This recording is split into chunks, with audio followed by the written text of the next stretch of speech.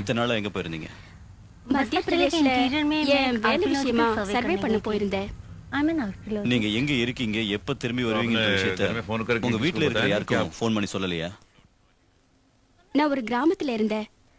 அங்க அக்கம் பக்கத்துல ஃபோன் வசதி எல்லாம் இல்ல.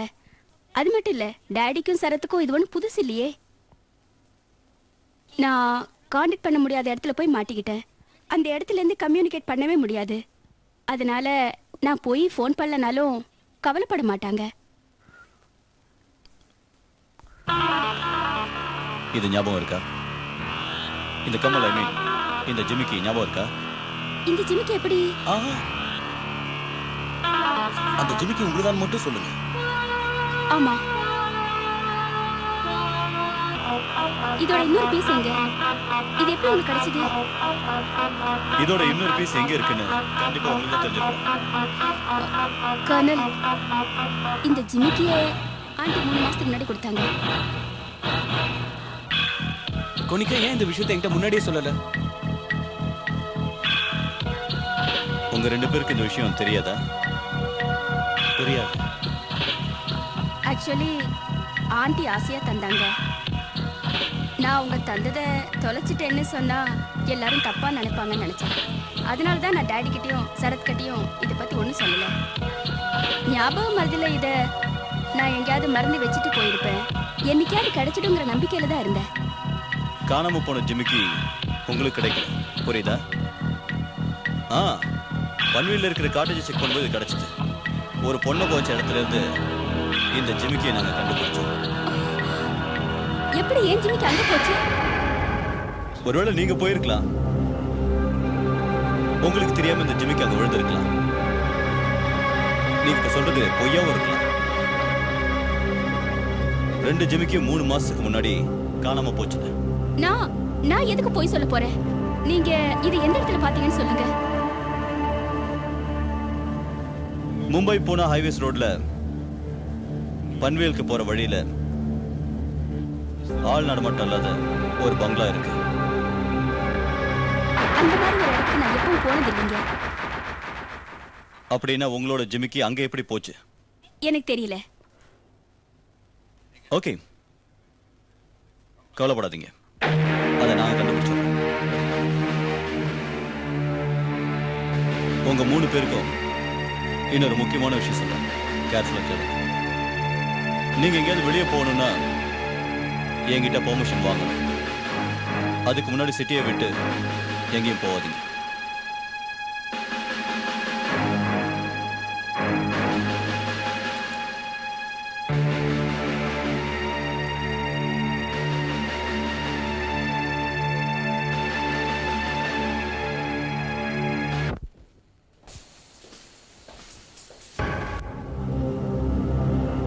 நூறு இன்னும் நார்மல் ஆகலையா? இல்ல கண்ணன், இவளுக்கு என்னாச்சுன்னு எனக்கு ஒண்ணுமே புரியல. என்ன? எப்ப பாரு கொஞ்சம் கூட கண் முழிக்காம தூங்கிக்கிட்டே இருக்கா. அதுக்கு என்ன காரணம் தான் தெரியணும். கண் முழிச்சாலும் பாதி தூக்கத்திலேயே இருக்கா. இன்னும் ஒரு வார்த்தை கூட முழுசா பேசலன்னா பாருங்க. Very strange. யாராவது வேணும்னே இவ கண்ணு முழிக்க வேண்டாம்னு இப்படி செய்றாங்களா? அங்க என்ன நடக்குதுன்னு இவளுக்கு மட்டும்தான் தெரியும். இங்கே ஒரு இடத்துல தப்பு நடந்திருக்கு கர்னல்.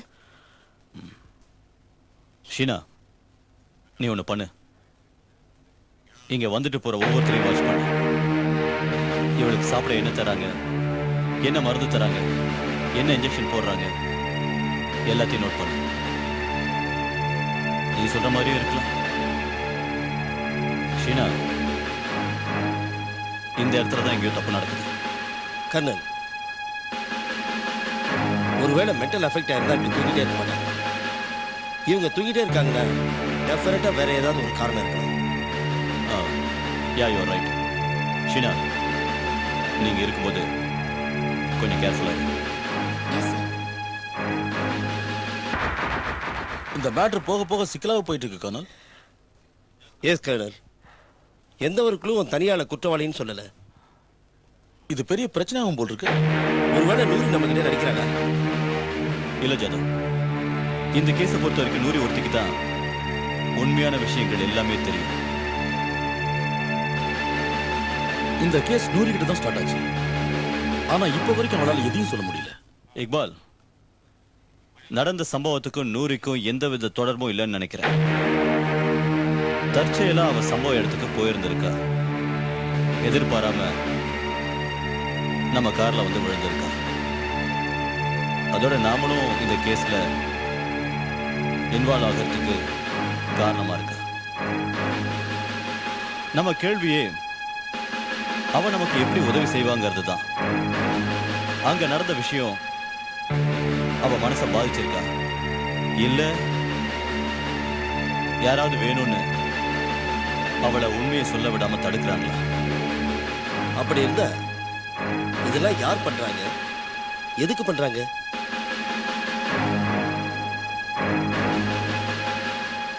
கூடிய சீக்கிரமே விட தெரிஞ்சிடும் ஜாதவ். மண்ணுல கோழி இற கிடைச்சிருக்கு. ஒரு க்ளூ. அதாலதான் சேகல் குடும்பத்து மேல சந்தேகப்பட்டேன். நீங்க 2 பேரும் சேகல் குடும்பத்துல இருக்கிற மெம்பர்ஸையும் அவங்க பண்ற business பேக்ரவுண்டையும் தெரிஞ்சுக்கிங்க.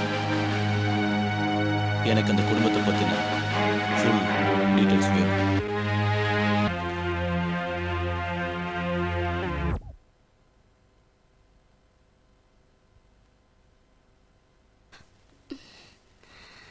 Nuri, are you all right? Nuri, Nuri, बैठो, उकर, संभाल के. मेदवा, Are you all right? Nuri, कुछ इधर बोलो तो पेस Nuri, मुझसे इधर बात तो करो. पेस. Nuri, Nuri, Nuri,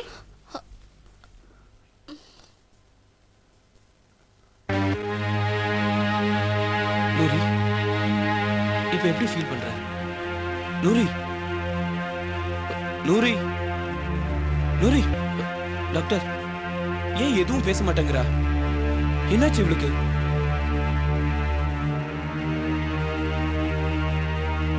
இவ முன்னாடி எல்லாம் நார்மலா இருந்தாலே டாக்டர். ஒருவேளை அந்த இன்சிடென்ட பார்த்ததும் திரும்பவும் பழைய மாதிரி ஆயிட்டாளே என்ன? நூரிமா, நூரி, என்ன யாருன்னு தெரியுதா? எனக்கு தெரியுதம்மா. ஆ, சொல்லு, சொல்லுமா. நான் யாரு? சொல்லுமா. நான் யாருன்னு சொல்லுமா. டாக்டர், நூரி குணமாயிடுவாள்? நூரிமா, நூரி. Very strange. நான் இவங்களுக்கு ட்ரீட்மெண்ட் கொடுக்க ஆரம்பிச்சு 7-8 நாள் ஆகுது. No improvement. எந்த முன்னேற்றமும் இல்லை. நீ சொன்ன மாதிரி தான் இருக்கலாம். இவன் நிலைமை பழைய மாதிரி ஆயிடுச்சு. வீட்டில் வச்சிருக்கிறத விட மென்டல் ஹாஸ்பிட்டல் அட்மிட் பண்றது நல்லதுன்னு நினைக்கிறேன்.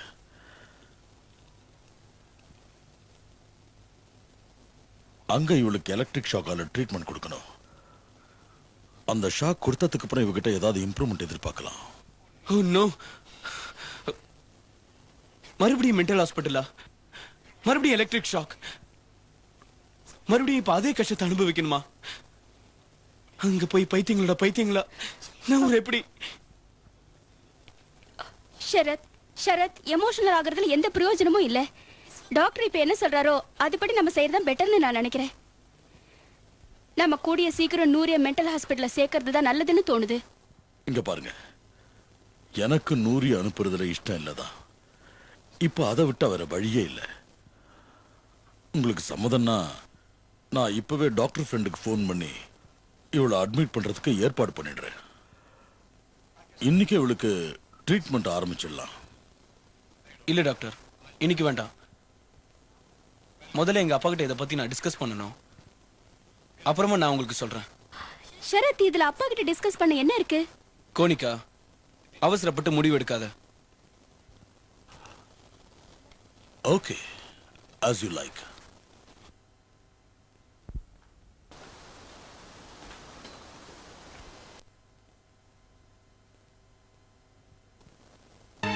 அனில் சேகலோட ஃபேமிலி, அவங்க பண்ற பிசினஸ் இதெல்லாம் பத்தி ஏதாவது தெரிஞ்சதா? கர்னல் பிரதர் அவங்கள பத்தின ஜாதகமே என்கிட்ட இருக்கு. என்ன சொல்லு? சொல்ற அளவுக்கு இல்ல. அவங்கள பத்தி விசாரிச்சு பார்த்ததுல யார்கிட்ட இருந்து நெகட்டிவா அந்த பதிலா வரல. பவுல்ட்ரி ஃபார்ம் பிசினஸ் அவங்க தாத்தாவோட பிசினஸா? நல்லா பிசினஸ் செய்றாங்களா? பக்கத்து நாடுங்களுக்கு கோழி எக்ஸ்போர்ட் பண்றாங்க. மார்க்கெட்ல இந்த பிசினஸ்ல ரொம்ப நல்ல பேர் வாங்கியிருக்கிறாங்க. இன்னொரு விஷயம் கண்ண பிரதர், அதாவது அவங்க கிட்ட 3 வருஷமா வேலை பார்த்துக்கிட்டு இருந்த ஒரு ஆளை போலீஸ் ஸ்மக்லிங் கேஸில் அரெஸ்ட் பண்ணியிருக்காங்க. அவன் இன்னைக்கு வரைக்கும் ஜெயிலில் தான் இருக்கிறான். அதனால போலீஸ் இவங்கள இந்த விஷயத்தை வச்சு சந்தேகப்பட்டாங்க. கம்பெனிக்கும் கெட்ட பேர் உண்டாச்சு. அதுக்கப்புறமா இவங்களுக்கு எதிராக எந்த எவிடன்ஸுமே கிடைக்கல. கோனிகா டெல்லியில இருக்கிற ஒரு எக்ஸைஸ் இன்ஸ்பெக்டரோட பொண்ணு. கோனிகாவோட அப்பாவை 6 மாசங்களுக்கு முன்னாடி லஞ்சம் வாங்கினதுனால சஸ்பெண்ட் பண்ணிட்டாங்களா? வேற ஏதாவது விஷயம்? இல்ல.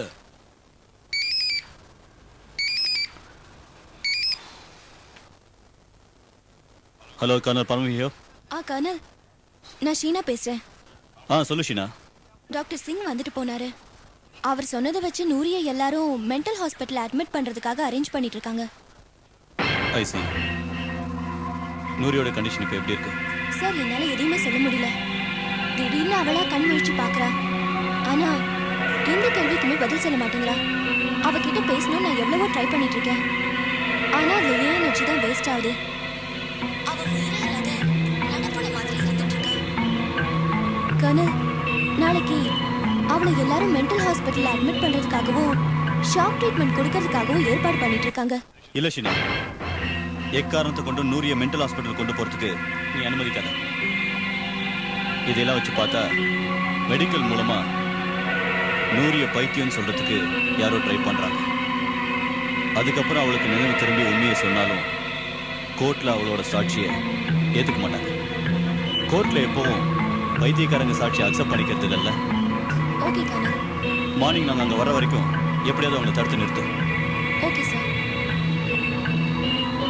இக்பால், நாளைக்கு மார்னிங் நாம அனில் சேகர் வீட்டுக்கு போறோம். Okay sir.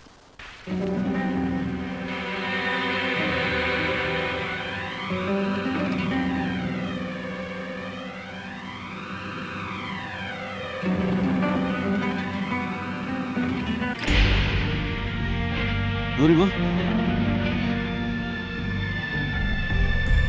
நூரி, எழுந்துரு, சீக்கிரம் ரெடி ஆவா. எழுந்துருமா, நாம ஹாஸ்பிட்டல் போகணும். நூரி எங்கேயும் வரமாட்டா. ஏன் வர மாட்டா?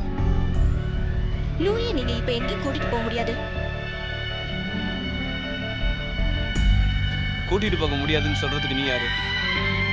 Kernel order. நாங்க இவளை ட்ரீட்மெண்ட்காக கூட்டிட்டு போறோம். காதல் என்ன யாராலையும் தடுக்க முடியாது. இனிமே உன் உதவி எங்களுக்கு தேவைப்படாது. நீ இங்கிருந்து போலாம். கர்னல் இங்க வர வரைக்கும் நானும் எங்கேயும் போக மாட்டேன். நூரியும் வரமாட்டேன். அவ வரமாட்டாளா? அங்க பாத்தியா நூரி இருக்கிற நிலைமைய? என் பொண்ணுக்கு ட்ரீட்மெண்ட் கொடுத்தாகணும். அதை கர்னல் எப்படி தடுக்க முடியும்? அதெல்லாம் எனக்கு தெரியாது. கர்னலோட பெர்மிஷன் இல்லாம நூரி எங்கேயும் அனுப்ப மாட்டேன். லிசன், உன்னை பொறுத்த வரைக்கும் கர்னல் பெரிய ஆளா இருக்கலாம். என்னை பொறுத்த வரைக்கும், என் ஃபேமிலியை பொறுத்த வரைக்கும் நூரியோட வாழ்க்கை தான் முக்கியம். வா கோனிகா, நூரியை கூட்டு போலாம். Go back. பின்னாடி போங்க.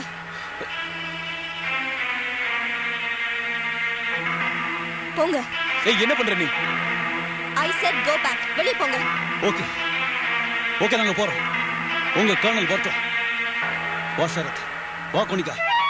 நீ செய்யறது கொஞ்சம் கூட சரியில்லை. உன்னை என்ன பண்றப்ப? நான் உன்னை சும்மா விட மாட்டேன்.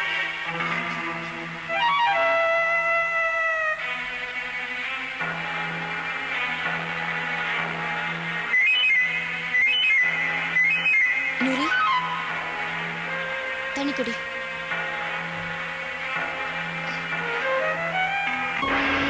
இந்தா.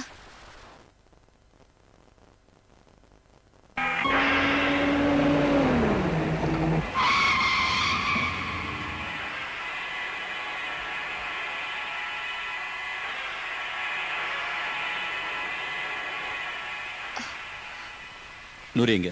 அவ ரூம்ல இருக்கா. அவளை கட்டாயப்படுத்தி மென்டல் ஹாஸ்பிட்டல் கூட்டிட்டு போக பார்த்தாங்க. ஆனா நான் அவங்கள போக விடாம தடுத்துட்டேன். குட். அனிலும் சரத்தும் உள்ள இருக்காங்களா? இல்ல சார், கோனிகா மட்டும்தான் இருக்கா. அவங்க இப்பதான் வெளியில போனாங்க. அவங்க பவுல்ட்ரி ஃபார்முக்கு தான் போயிருக்கணும். ஷீனா, நீ இங்கே இரு. நாங்கள் பவுல்ட்ரி ஃபார்முக்கு போய் அவங்கள பார்த்துட்டு வந்துடுறோம். ஓகே. ம்.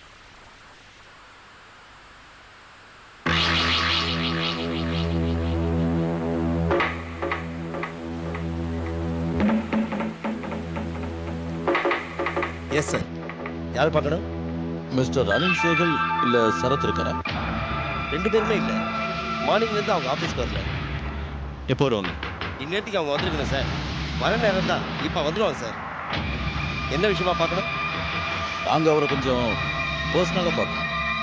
நீங்கள் வேணும்னா உள்ளே போய் உட்காந்துருங்க, அவங்க வந்துடுவாங்க. ஓகே. நீங்க கூட வாங்க. உட்காருங்க சார்.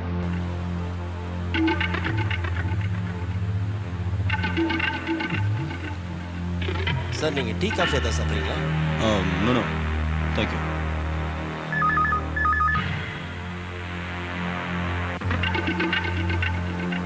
ஹலோ, நான் ஷமு பேசுகிறேன். யாரு? கண்ணன் பேசுறேன்பா. கண்ணன் எங்கே இருக்க? நீ மும்பைக்கு வந்துட்டியா இல்லையா? நான் மும்பைக்கு வந்து 1/2 மணி நேரத்துக்கு மேலே ஆகுது. இங்கே பாட்டில் இருக்கேன். எல்லா வண்டியும் செக் பண்ணிட்டு இருக்காங்க. இன்னும் 10 வண்டி தான் இருக்கு. என்ன லைசன்ஸ் இருக்கு, அதனால தான் உனக்கு ஃபோன் பண்ணேன். பயமா இருக்கியா? நல்ல ஆளியா நீ. உத்தரப்பிரதேஷ், பீகார் இங்கெல்லாம் லைசன்ஸ் எல்லாம் வண்டி ஓட்டுவ. மும்பையில் வந்து பயப்பிரியா நீ? ஏயா நீ வரும்போது லைசன்ஸோட வர வேண்டியது தானே? வரும்போது மறந்து வச்சுட்டு வந்துட்டேன். அங்கே ஒரு டூப்ளிகேட் லைசன்ஸ் இருக்கு, சீக்கிரம் எடுத்துன்னு வா. இப்போவே ரொம்ப லேட் ஆயிடுச்சு. ஏய் மேனேஜர் சார் இதோட 3 வாட்டி ஃபோன் பண்ணிட்டாரு. அந்த பார்ட்டி பணத்தோட லண்டன்லேருந்து வந்து இங்கே சரக்குக்காக வெயிட் பண்ணிட்டு இருக்கு. சரி சரி, எங்கே இருக்கு அந்த லைசன்ஸு? உட்காந்துருக்க டேபிள்லேயே இருக்கு. ஓகே ஓகே இருக்கு, நான் எடுத்துட்டு வரேன். சார் ஒரு முக்கியமான வேலையா வெளியே போய் இருக்கு. தேங்க்யூ.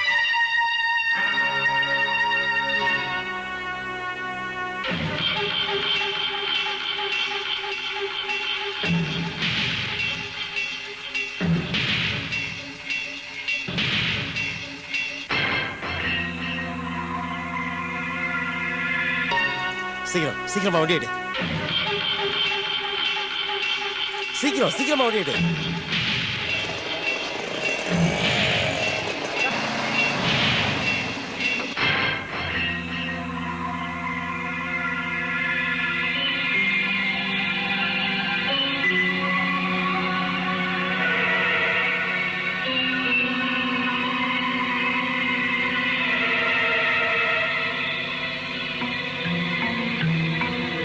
இக்பால்,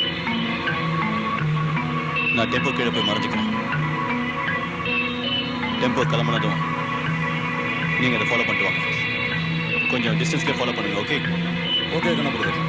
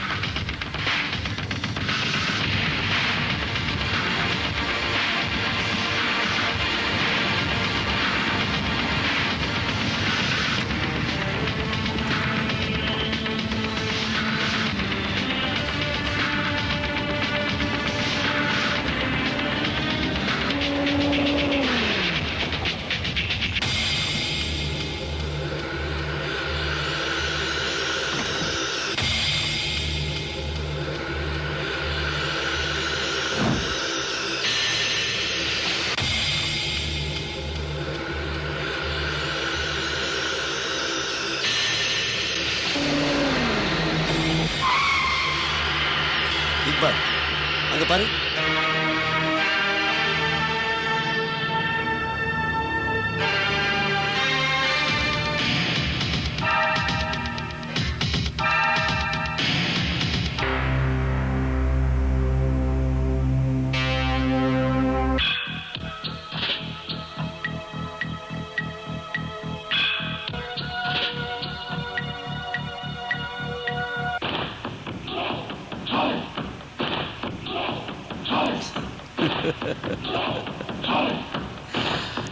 உங்க சரக்க பாத்தீங்களா?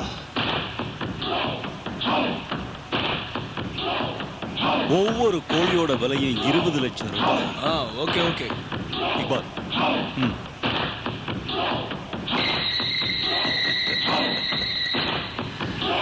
சரி, எல்லா கோழியும் வித்தாச்சா? எல்லாத்தையும் வாங்கியாச்சு. சரக்குல எந்த குறையும் வராது. என்ன பேசுற நீ? நீ நினைக்கிற மாதிரி இது சாதாரண சரக்கு இல்ல, காஸ்ட்லி சரக்கு. இதுல ஏதாவது குறை இருந்தா 20 லட்சம் ரூபாய்க்கு பதிலா 40 லட்சம் ரூபாய் நான் தரேன். அப்பப்போ ரெடி பண்ணி கஸ்டமருக்கு ரொம்ப ஃப்ரெஷ்ஷான சரக்கு தான் நாங்க தருவோம். ஹாலட்,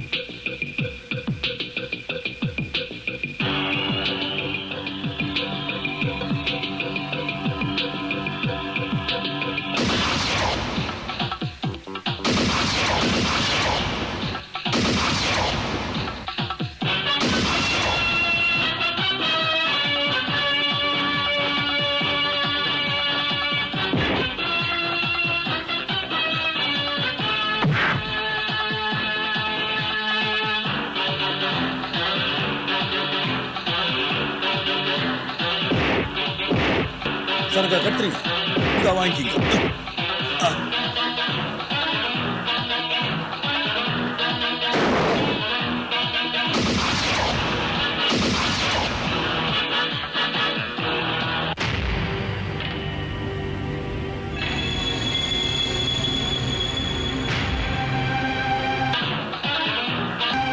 உங்க உண்மையான தொழில் என்ன? இந்த கோழியில் அப்படி என்ன இருக்கு? ஒவ்வொரு கோழி 20 லட்சம் ரூபாய்க்கு மேல விலை போகுது. சொல்லு. எங்க கம்பெனி கோழி இறகுல ட்ரக்ஸை மறைச்சு ஸ்மக்லிங் பண்றோம். ஃபாரின் கண்ட்ரீஸ்ல இருந்து ட்ரக்ஸை வரவழைச்சு இங்க அந்த ட்ரக்ஸை டிஸ்ட்ரிபியூட் பண்ணுவோம். ஜாதவ்,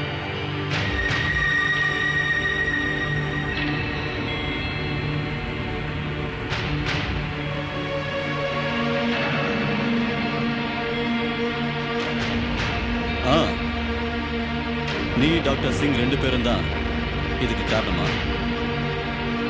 இதை எப்பல இருந்து பண்றீங்க? 2 வருஷமா. முதல்ல சீகல் சாரோட போல்ட்ரி ஃபார்ம்ல இருந்து கோழிங்க எக்ஸ்போர்ட் ஆகுதுன்னு தெரிஞ்சுதான் நான் இங்க வேலைக்கு சேர்ந்தேன்.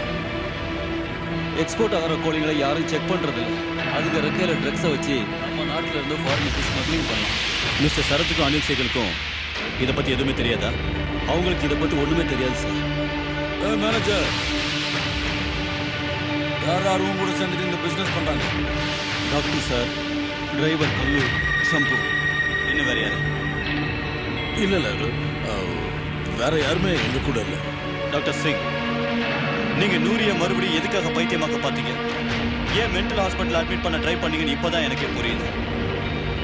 அன்னைக்கு ராத்திரி பன்வீலுக்கு பக்கத்துல நூரி உங்களை தான் பார்த்திருக்கா. அதனால அவ உங்களை பார்த்த விஷயத்தை வெளியில சொல்லக்கூடாதுங்கிறதுக்காக நீங்க அவளுக்கு தூக்க வர இன்ஜெக்ஷனை போட்டிருக்கீங்க. சொல்லுங்க, நீங்க 2 பேரும் யாரை கொலை பண்ணீங்க? சொல்லுங்க. உண்மையை சொல்லல, உங்க 2 பேரையும் ஷூட் பண்ணி போனத நீங்க தோண்டின பணத்திலே போட்டு. இல்ல இல்ல இல்ல, என்ன ஷூட் பண்ணாதீங்க, நான் உண்மையை சொல்றேன், உண்மையை சொல்றேன். மிஸ்டர் சீகலுடைய செக்ரட்டரி காமனியை நாங்க 2 பேரும் சேர்ந்து தான் கொலை பண்ணோம். அவ பணத்தை பொறுத்து அங்க போனோம். என்னை கொலை பண்ணிடாதீங்க, என்னை கொலை பண்ணிடாதீங்க. உண்மையை சொல்ல, அந்த ட்ரக்ஸோட சீக்கிரம் எங்க போச்சு? அது நான் தான் எடுத்தேன். அப்போ எங்களை ஏமாத்திட்டு மொத்த சரக்கு அன்னைக்கு பிளான் பண்ணியா? அது எங்க வச்சிருக்க? அந்த அந்த பன்னீர் பக்கத்துல ஒரு காட்டேஜ் இருக்குல்ல, அந்த காட்டேஜ்க்கு முன்னால பொறிச்சிருக்கேன். அப்படியா? காட்டுல தனியா இருக்க அந்த காட்டு, அதான் நீ அடிக்கடி இங்க தனியா போயிட்டு. என்ன மன்னிச்சிடுங்க, சீக்கிரமா பணக்காரி ஆகணும்னு நினைச்சேன். இனிமே அந்த மாதிரி பண்ண மாட்டேன். இனிமே நீ அப்படி பண்ண முடியாது. ஏன்னா இனி நீ உயிரோட இருக்க போறது. உன்னை உயிரோட விட மாட்டேன். உன்னை